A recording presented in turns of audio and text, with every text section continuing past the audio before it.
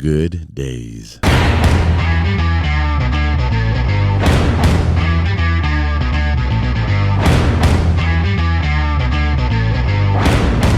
Boom. And boom. Welcome to the Good Days podcast with Eddy and Charlie. And it seems like it's been a minute since we've gotten together, Charlie. Yeah, it's a minute. There's been some stuff going down. But welcome back to the Good Days show. Hope you've been days. tuning in and enjoying our podcast. We have got a special guest with us today. Yes. Would you like to introduce our special guest? Because she's a rock star. Oh, Pastor Allison Miller. Yeah. Good to be Good with you days. guys. So Affectionately excited. known as Al back in Yeah. college. That's right. Yep, The yep. good old days. Yep. Yes. Good days. Yep. Thank you. Got that in early. Way to go, Al. You know, we're heading into March Madness. We so, We are. I mean, what do you think about this month? You know, I think about basketball. It's coming. Like all That's these right. tournament teams. You know what was the best tournament team though? Ever? Ever. Come on. We're talking about the summer league Yeah. tournaments, Okay. right? Summer League? Yeah. We're talking about We're talking about summer ministry teams, summer ministry teams, 3-on-3. And- NTS 3-on-3. Camp 3-on-3 Yep. tournament at Mhm. Olivet. at Olivet. Yep. Okay. Illinois. Me, Charlie, Crystal. Dude, you Killed got it. Eddie. You gotta show the Killed it. show the people this team There's right here, the dude. team. Dude. We killed The it. team right Dominate. there, okay? We made those high school boys cry. Boom. And you guys won the whole thing? We Dude, did. yes. Yeah, we did. We Wow. did. It was pretty good. So- we were ready. Different roles. Point guard in high school. Yeah. Just launching the threes. Yes. Crystal was the Yeah. center of high school team for her. Yes. I mean, in Indiana. Yeah. You were the assist leader, Dude, man. I led the you tournament killed in it. assist. I got to ask you a second, though. Hit After them. the tournament was over with, like, was your back sore? Was it hurting? Mine wasn't, but Okay. maybe others were. I don't know. 'Cause Like I'm it was just pretty thinking- good. bro. Like, Man, you're carrying Charlie the whole time. You're it just was good. carrying him the whole time. Boom. Like, it was a combined effort. Yes. Yeah, it was good. It was Hold good. it. Now, you're a big Cleveland fan. I am big Cleveland Guardians fan. Yes, baseball. right. Oh, I do baseball. love the Yes. Cleveland Guardians. Big fan. Big fan. Her family. Crazy fan. Talk about your whole like, are family. you from the loves it. Cleveland area? Yeah. Okay. Yep, Originally. from the Cleveland area originally, suburb of Cleveland. Okay. That's where we're at now again. But yeah, big Guardians fan Mm. since I was little. So if you're from Cleveland, can I ask you this? Sure. Michael Jordan or LeBron? Go. I'm always going to go Michael. Yes. Michael. Not even a question. Boom. Not even a question. And boom. Yes. It's not a Good. question. No, it's not. I'm with you on that because It's Michael's not. 6-0 in the finals, Mhm. and LeBron's like 4 and a lot. A lot of losses. A lot.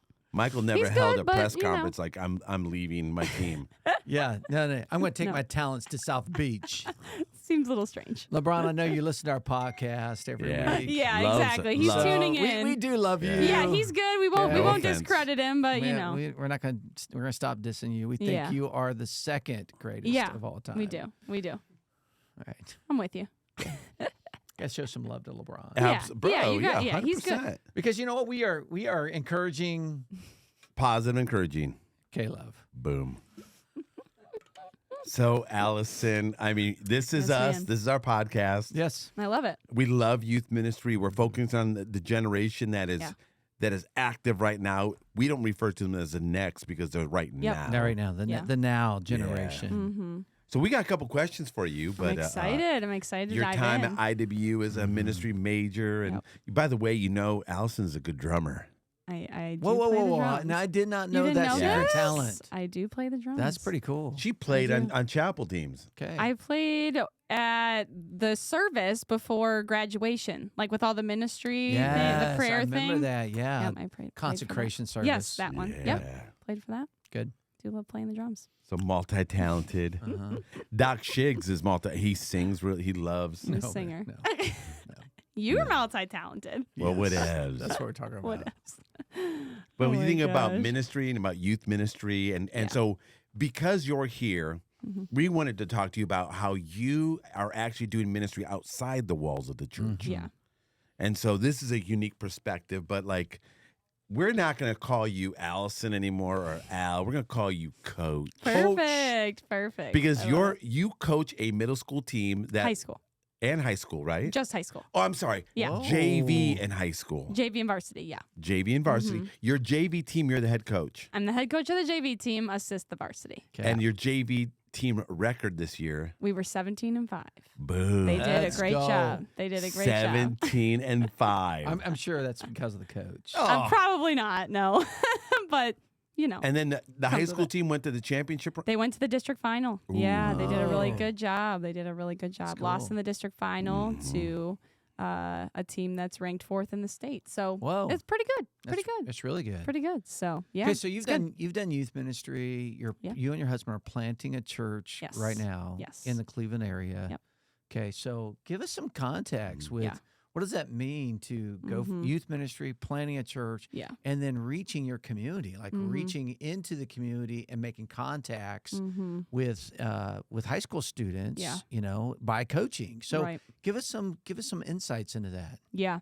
So previously to planting a church, I was a youth pastor at Faith Church in Michigan and loved our time there. And when we were called to plant a church, one of the biggest things that kind of made me sad was that I was leaving youth ministry. Like it was going to look different, and I was becoming the lead pastor of a church instead of youth pastor, and that was exciting, but it was hard too because that is a big passion of mine. And so when this opportunity kind of came in front of me to coach, it was really cool because I was able to kind of dive into that ministry to youth again. But it looks unique and it looks different because, it's a large public high school. Like, it's not a Christian school. Like, I can't really talk about Jesus to my players very often. It's not a secret that I'm a pastor. It's not a secret that I know who Jesus is, but I don't lead with it. I don't talk about it a ton. I think the biggest thing that I've learned with that, though, is like, we pastors, right? We love to teach. We love to talk. We love to give answers. And I think the biggest thing with this that it's reminded me of is just sometimes the most effective ministry is done through listening and asking good questions and being present with people and just simply living like Jesus. And I think that's something that isn't really that complex, but we make it complex because we think we need to teach and teach and teach. And yes, that's part of it. But I think, the biggest part is just reminding ourselves, like, how are we just living like Christ? So people can look at me and say, what's different about her? And why does she coach differently than other people? Where if I have a player who's going through something, I can't give them Bible verses of encouragement, but I can look at them and say, like, you're loved and you're valued, and I can sit there with them in their mess, and I can be present with them and present a different way of thinking and different way of living. So I think that has been a unique perspective to coaching itself because it hasn't been let's talk about Jesus. It's just been let's live a life like Jesus did and have people wonder why. What's different? You went to the school that you lost to. You played did. for that team. I did. That won the district I championship. did. And so that was a couple years ago. We won't say how many years. Yeah, don't date me. But can you think now and say, okay, what's the difference between the time that you were in high school Oh my and goodness. what are you experiencing now with high school students in Yeah. the local school? Yeah, I mean, it's so fascinating to see. I think there are a lot of similarities. I mean, there's still a lot of insecurities. There's still a lot of identity issues. There's still a lot of even pain with so many things that people are going through. I think the biggest difference right now is how they're processing it maybe is different. Where like with me and, however long that was ago, we were able to, it was maybe more common to talk to people about it or talk to pastors about it. It was maybe a more common thing, where now it's like we go to our phones or we go to social media or we go to all these different things that really they find their identity in, and then it confuses everything. So I think that's a big difference, is that not that social media wasn't around, but it wasn't as popular. Right. And so I think students are searching for more, really. Like they're searching for all these things to give them identity.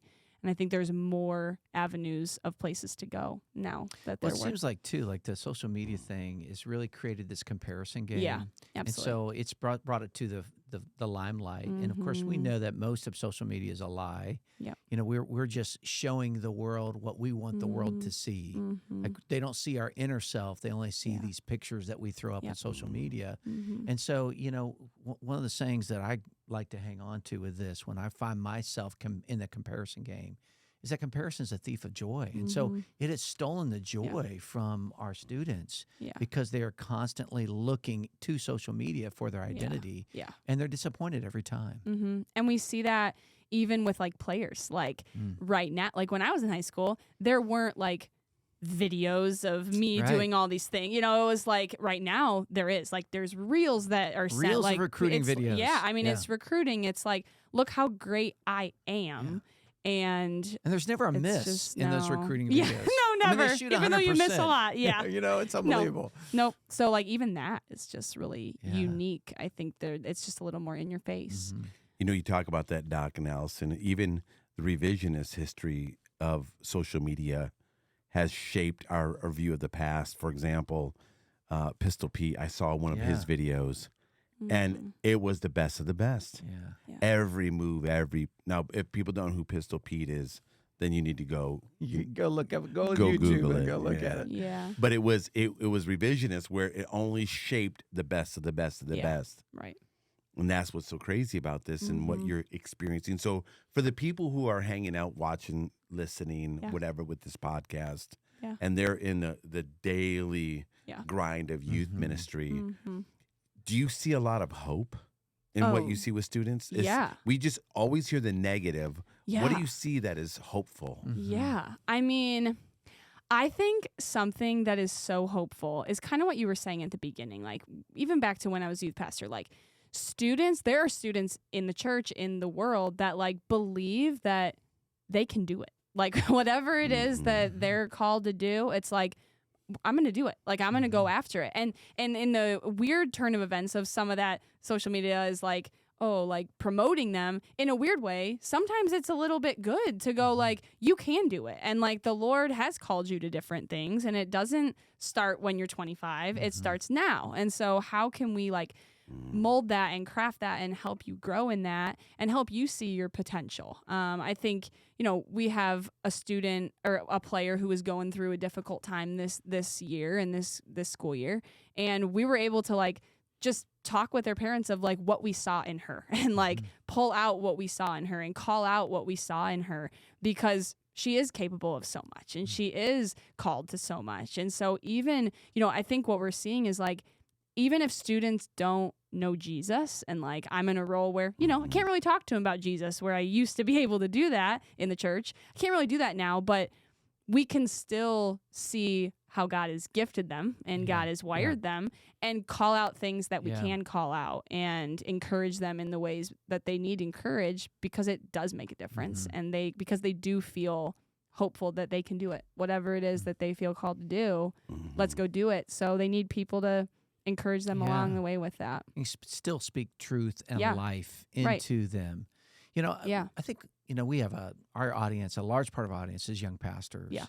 And I think sometimes one of the conversations I have a lot of times with young pastors is they struggle with connecting with people outside the church. Yeah. Okay, so It's connecting hard. with students or their Yep. constituents, whoever that might be. How do we connect to them or with them outside of the church Yeah. walls? Or how do I get to Right. do I get to know Right. you know, this group of kids in this city, all right? And what would you say to them? Because I think there's one thing. Sometimes we, as pastors, we wait for people to come through our doors when we really need to be out on their turf and out in the community, serving and helping or whatever that might be, to go meet people. What would you tell these young pastors in terms of how they can get involved in the community to go reach people? Yeah, I think the simple answer is be bold. Like, be bold in what you do. There are so many things, like with planting a church, one of the things that we were like assessed about is this very thing of like, how well can you go be with people that don't know Jesus? How well can you adapt? Like Paul says, be all things to all people. Like, how can you like go do that? How well can you do that? And it's something that when we walked into church planting, it was kind of like, I went to IWU, like I went to a public high school, but like then I went to IWU, then I went to the local church, and I never really left the local church. Like that's just what I did for all these years. And so like going into that, I was kind of, my husband and I both were kind of like, okay, like how's this going to go? Like we want to do this, but like how's it going to go? And what we have learned is it's a blast. Like we love it. It's one of my favorite parts of my job. And so the ways that, honestly, some of the ways that we've done that is being bold of things like get to know your neighbors. Like you said, they're not going to come to you. Like people aren't going to come to you. People aren't going to walk through the doors. Like I've heard it a lot. Like, well, like I'm lonely because like no one's reaching out to me. Well, then you go reach out to somebody. Like exactly. you don't wait. Like go do it. And so we found that a lot of like, go meet your neighbors, go knock on their door, like go invite them to dinner, go have people over that don't know Jesus like once a week, like have that be a goal. We have our head coach on the basketball team, him and his wife this fall asked us to be in a sand volleyball league. Okay, I am terrible at volleyball. Like I stink, totally stink. And I hate it. Like I hate volleyball. And so I'm going, okay, I could go, no thanks, like I'm good, I'm not good at this. Or I could be bold and say, that's a place that I'm going to meet people that don't know Jesus. And so we did, and we went and we played, and I feel like I was like shooting the volleyball like a basketball most of the time, but like it didn't matter because we got to know people that were very far from Jesus, this group of people, and like they don't know Jesus. And so like putting yourselves in situations that are uncomfortable of being bold in that. And I think that's just one example. Like there's so many other things that you can do and being bold with it. We have a cool partnership with the elementary school in our community that all we did was reach out to the superintendent, talk to him about who we were coming in, and we were like, does anyone need help? Like, we started reaching out to schools, and they were like, yeah, sure. Like, we're in the school once a week, helping at recess. We throw events for their students and for their teachers. Like, but none of that, like, if we just would have sat at home or been like, oh, like, I hope this happens. Like, no, like, you got to go do it. Like, go do it. The superintendent isn't knocking down your door. You have to go knock down their door. I mean, you have to, like, go. You can't wait for them to come to you. You can't wait for things to happen. It doesn't mean being pushy, but just like, because the key in that, I think for us has been being bold without being forceful. So like being bold in asking or being bold in initiating or inviting, but then when there is an interaction, just being friends with them. Like we just forget the simplicity of that, of like, we don't have to just like drill Jesus right away. We have neighbors who we started becoming friends with them in like the spring of 21. Didn't like, they knew we were pastors. We talked about that, but like didn't really talk about Jesus, didn't invite them to church, just simply was with them. We're with them, well, and we're present with them. You just answered part of my next question, okay. which is super cool. But so people talk about, hey, the schools are closed, the doors are closed to us, to the church. Yeah. Not true. Yeah, no. The open door is what? I mean, how many doors are open if you want to coach? Yeah. Or if you want to volunteer? There's so many things. Like, and again, will you get no's? Sure. Like you might, but like that's a part of being bold is like being bold in your initiating and in that, I think is interesting. Yeah. Well, there's a teacher shortage. There's a coaching shortage. Yeah. And so substitute teacher. Substitute teaching. Big time. Yeah. We had one of our leaders at Skyline San Diego was actually hired by the school as their campus like compliance officer. That was just there to connect with the students and manage, just everyday social issues. But through coaching, you don't have to be the head coach, right? No. You can be a volunteer, an assistant. Right. And now you have access to the students. Like in kids leagues too, just community kids leagues. Absolutely. Because then you're meeting all these families and all these parents, and it's just incredible. One of the things that I did kind of through my kids actually was I befriended the basketball coach at the high school, and we just became really good friends. And I just said, hey, do you want to do like some character education with your players? He's like, yeah, it'd be amazing. He said, what if I came in once a week and just did character talks with the varsity team? He's like, let's do it. And then he kind of goes, you can talk about Jesus too. I'll just leave the room.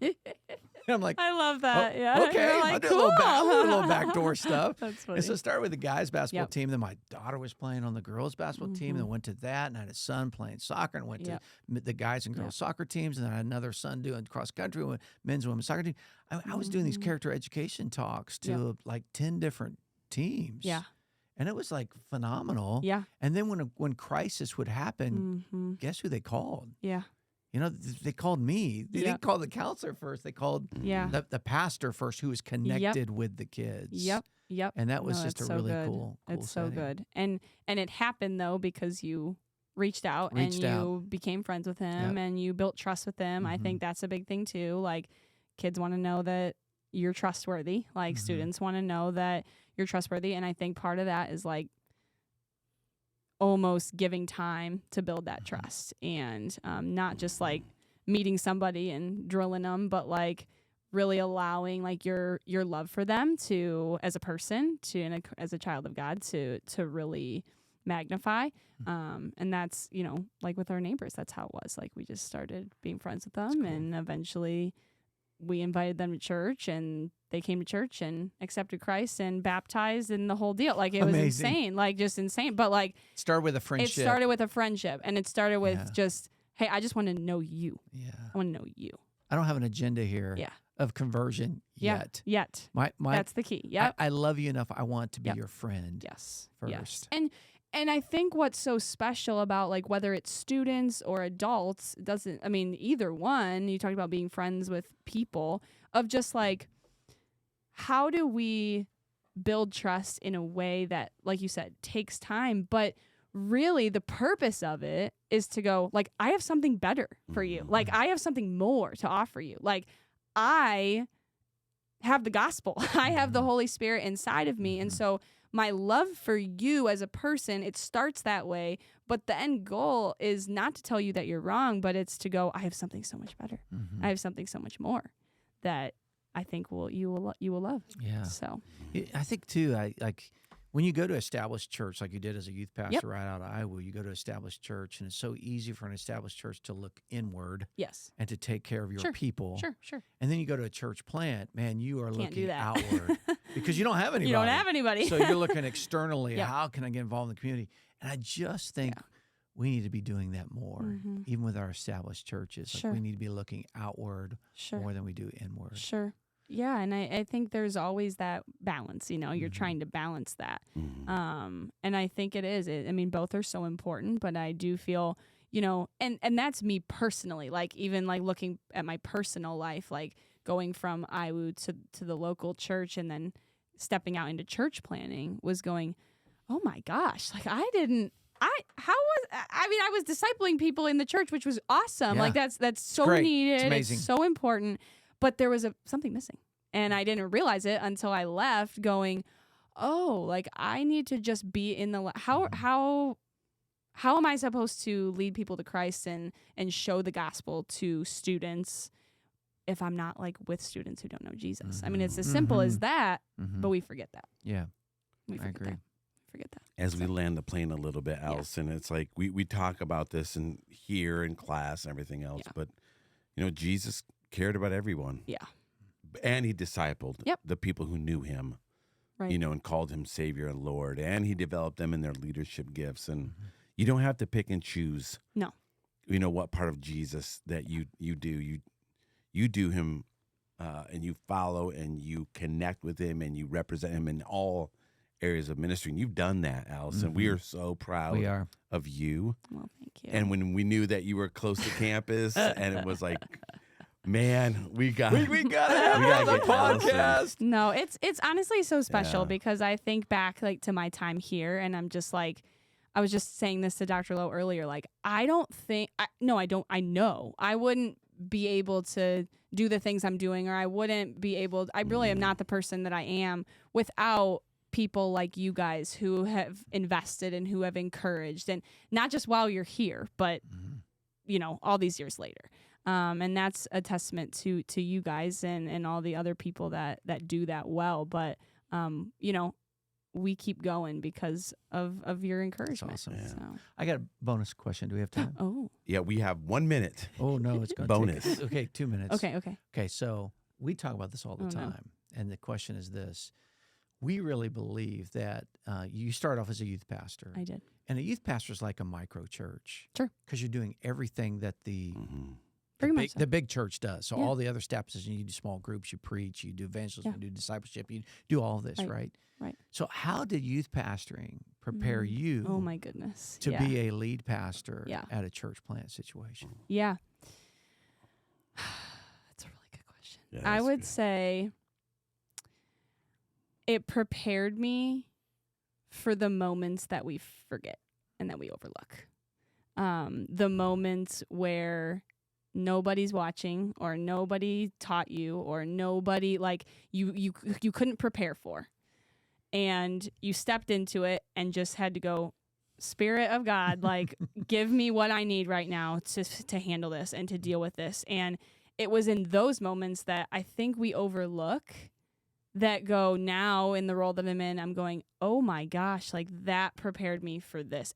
And sometimes we look at the moments that are so big and like, oh, these big things that we have to learn, and we have to learn them, but we focus on those so much that we miss that sometimes it's the smallest moments, whether it's with the Lord or whether it's with people or whether it's with a volunteer or with it's a coworker, that we miss those small moments that really add up to really big moments. And so I think that was the biggest thing that prepared me, was those small moments that get overlooked and that we don't think matter. They do. Yeah. And so I think that has prepared me well, but I'm very far. I'm still learning a lot. That is for sure. I'm always learning, but I'm thankful for my time, like being a youth pastor, because I also think it allowed me to look at people and the world differently than maybe I would have if I just jumped into it. So, you know, Doc, what you just said, I've heard from multiple people. I heard this just a couple of years ago from Darren Whitehead, who's the lead pastor of a church in Nashville, group of churches, Church of the City. But he said it like this, the same thing you just said. He said, it's the everyday, ordinary acts of obedience that lead to the extraordinary. That's that's cool. And they add up. Like they do. They add up, and you don't think like, oh, the Lord is telling me to read this verse today. Yeah. Okay, well, does that really, okay, I could probably get away with not, but I'm going to. And I read it and I find something out about who Jesus is and how it relates to the situation that I'm just about to walk into. Yeah. And then I go, if I didn't do that, might not have learned what I learned. So it's the little moments that the Lord uses. Yeah. And because through that, I think it's growing our obedience. Yeah. It's growing our faith. It's growing who we are as a person. Yeah. Like it's growing our ministry potential. I mean, all those little acts of obedience adds up to growing our character. Yeah. I mean, all of that. Yeah. Our spiritual depth. I mean, it's really incredible. So great insight. Yeah. As we keep Al, relying on the Spirit. It's so good to have you with so us, good to be with you guys. We're very proud of you. Gosh. Well, do you want to join us on the out? Yeah. What does that mean? Like, do I have to say something? Yes, you do. Yes, Yeah. but follow Eddie's lead. Eddie will start. Okay, I think I know what we're doing, but I'm going to follow. Yes. Boom. Boom. And boom.